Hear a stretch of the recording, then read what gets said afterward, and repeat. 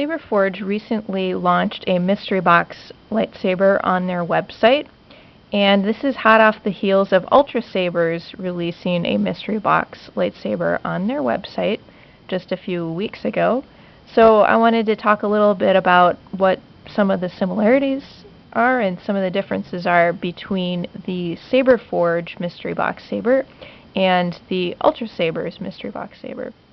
Now, first of all, we should look at the name. So both sites use the exact same name, and for a similar concept too. So how it works is you pay a certain amount of money for the opportunity to get a lightsaber of a slightly higher value than what you paid, all the way up to a much higher value saber than what you paid. So both companies are similar in that way. How they are different is Saberforge actually posts what your odds are for getting certain sabers, and that's something they're almost like bragging about on their website, like, ooh, unlike our competition, we actually post what your exact odds are. So you can look for that. I don't know how much, difference that makes to you, but, anyway, they call it more transparency, which it is. But so that would be one difference. Now, for the sabers themselves, so with Ultrasabers and Saberforge, they both use two different pricing tiers for their Mystery Box Sabers. So for Saberforge, they have one pricing tier of $125, and for that amount, you'll likely get a no sound saber, but you still have a slight chance of getting a sound saber. And then their second option is $300 for a sound saber. So those are the Saberforge choices. And then for Ultrasabers, it's $75 for a saber that will likely be no sound, but again, you have a slight opportunity, a slight chance of getting a sound saber.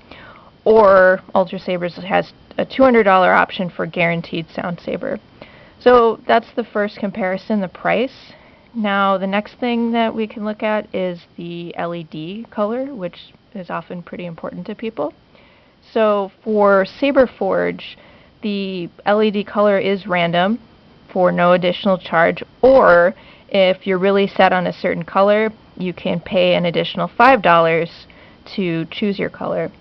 So that's with Saberforge. Now with Ultrasabers, the LED color is totally random and you have no choice whatsoever.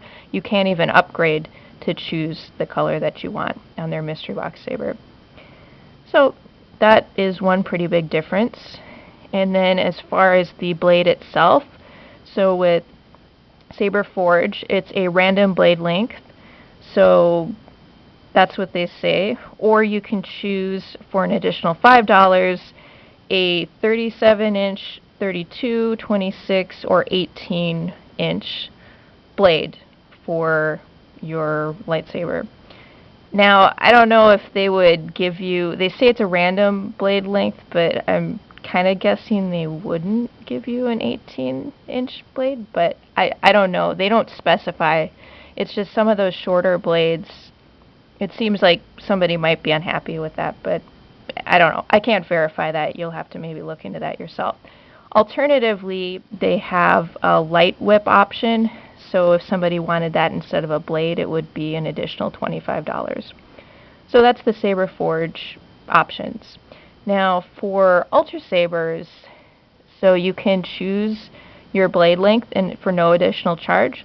So you can choose 36, 32, 24, or 16-inch blade. And the only time you'd have to pay additional money is if you want that extra long 40-inch blade. That would be an additional $20. Now, as far as the thickness of the blade, with Saberforge, there are no options. You just get what they call the thick-walled blade, which is a dueling blade. So you don't have any choice there. That's what you're going to get. With Ultrasabers, the default is for you to get a mid-grade or Ultra Edge mid-grade blade. So that's the default, or you can upgrade to a dueling grade blade, heavy grade, or Ultra Edge heavy grade blade. That would be an additional $10 for Ultrasabers. Now, as far as the tip goes, you have no option with the Mystery Box Saber for Saberforge. With Ultrasabers, the default is the rounded tip, but you could upgrade to the pointed tip for $5. Now, both of the Mystery Box Sabers from both companies allow you to add on a blade plug. So with Saberforge, they kind of have this nice thing where it's $5 to get a random blade plug, which that's a pretty good deal because most of their blade plugs are at least 10 bucks. So to have that option to add on a random blade plug for 5 bucks is kind of neat. Now with Ultrasabers, you can add a blade plug on for $6, and that's just their standard blade plug, and that's no extra discount to that. That's just the regular price for it.